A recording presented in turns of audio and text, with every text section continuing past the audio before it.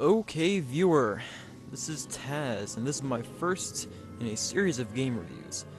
This game is called MediEvil, one of my favorite games of all time. This is originally a PS1 game, but we are going to be able to play it on the PSP and PS3. This is because it was released as downloadable content from the PSN store. This is one of my favorite games, despite the fact that when I first played it I was around 5 or 6, and I actually really hated it. Now, you might be wondering, why, if I really hate this game, it's one of my favorites? Well, after I really just gave up on the game, my father decided to try it for me, see if he could get past it. Well, believe it or not, this is one of the first games that he ever played, and the only game which I've actually seen him really enjoy. He said he really enjoyed the puzzle aspects of it, he loved the fighting aspects, he thought it was just a great game overall, although he did mention that he felt it wasted some of his time. But anyway, after he played through and beat the game, I decided I would give it a second try.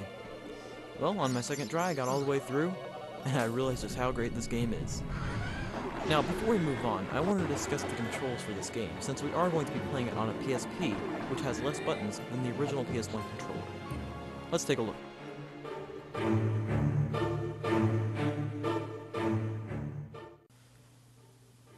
Now, about the controls in the game. Since the game was originally made for the PlayStation 1, like I said before, the two shoulder buttons, L2 and R2, are not present.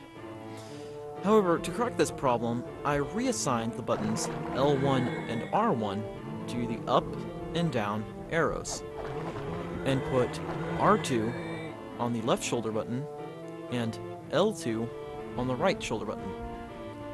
This was merely for me, as it made it so the camera turned right when I pressed right, and left when I hit the left button. As I said, these are just my controls. I found them to be very simple, especially since L1 and R1 only make Dan sidestep, and that is only when they are both pressed at the same time. In other words, this is my personal favorite layout, but you can change the controls to your preference.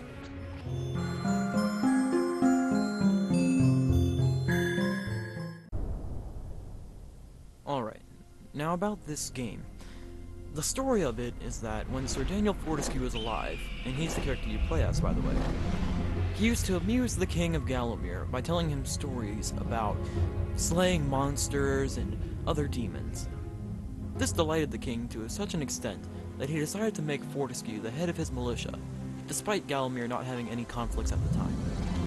However, when the sorcerer Xeroc decided to raise an army of demons and conquer Gallowmere, Sir Daniel was put into battle against him. However, having actually no battle experience, Sir Daniel was the first casualty, being shot through the eye and killed. However, to cover this up, because the king was so embarrassed, he decided to make it that Fortescue actually killed Xeroc while dying of a mortal wound he got earlier, when in reality, Xeroc escaped. The premise of this game is that Xeroc, when he comes back to bring the land into darkness and raise the dead, he accidentally raises Sir Daniel in the process. This gives Daniel Fortescue a chance at redemption, to be able to kill the sorcerer Xeroc and claim his spot in the Hall of Heroes. Also, another interesting aspect of the game is that whenever you collect a chalice in the level, you'll be able to go to the Hall of Heroes.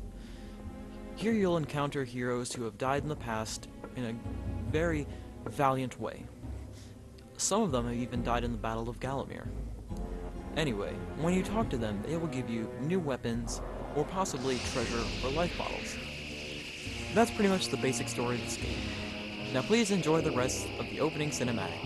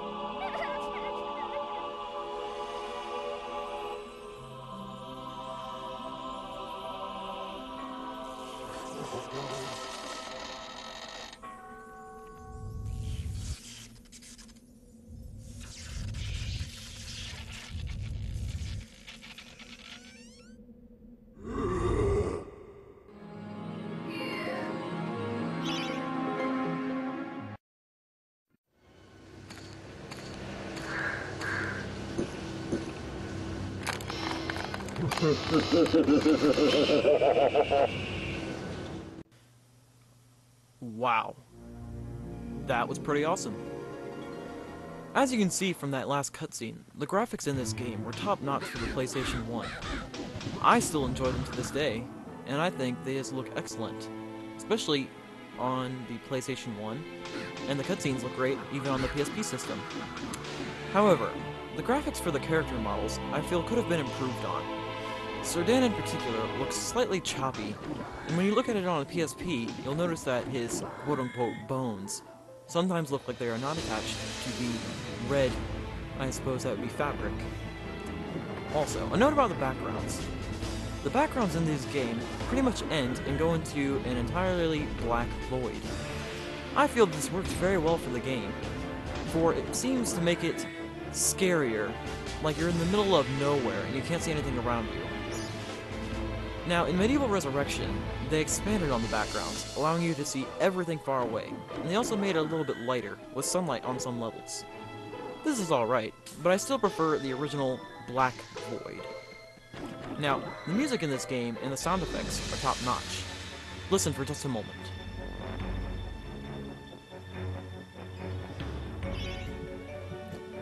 Pretty cool, right? Another thing I would like to mention is how the characters react. Zerdan has a variety of weapons, and it's nice to see that each weapon has their own animations, and every time he uses them, he has a slightly different animation for them. Also, the enemy designs in this game are great, like the imp and the giant robot. I mean, how cool is that? Also, when you look at those little things that are coming out of the haystacks closely, I swear they have beaks. Another note about the graphics is the nice little details. The stars coming off the room, the nice little green blood of the bats, the smoke coming from the treasure chest, and whatever those white, I suppose, cartoony smash marks are whenever the sword hits something.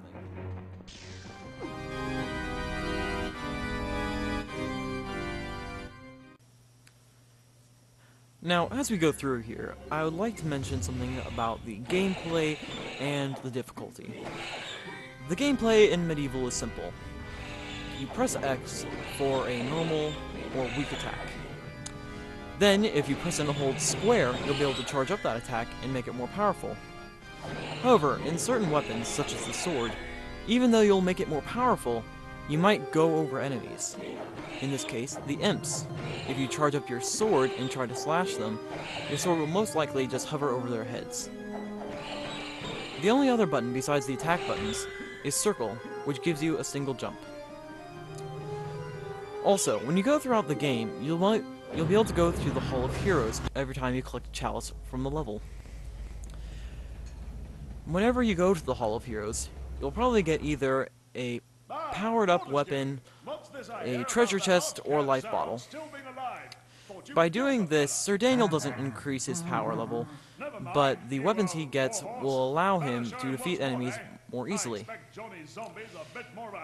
What I'm trying to say here is that if you go through the game and you do not collect any chalices and you never go to the Hall of Heroes, you've pretty much set it on its most difficult setting.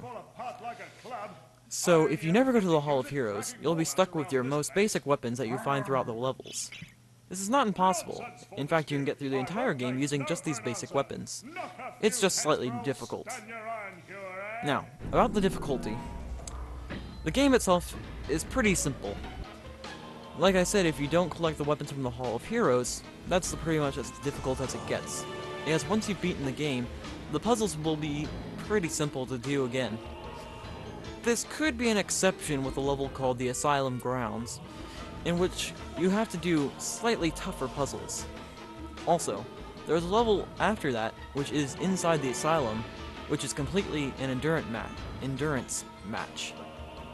This can be somewhat difficult at times, depending on how much health you've collected throughout the game. Other than that, the game doesn't get too difficult. Enemies might increase in strength slightly, but not very much. Even the bosses. As you go through, the bosses may gain more health, and might be able to do a little bit more damage, but that's about it. And in certain cases, such as the Pumpkin King, you can actually stay far away while attacking, and you can avoid any damage whatsoever. So basic summary is, the game can be difficult or easy depending on how you play it. Now, please enjoy this medieval track that was not used in the game, as we finish up with the final score.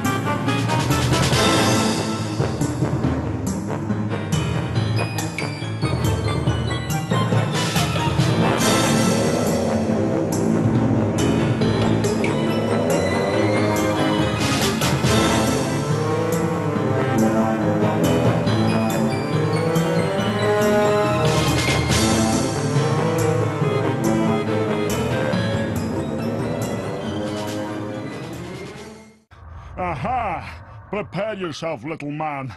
I shall roast the flesh from your bones. Oh, I see. Well, in that case, I will pluck out both your eyes.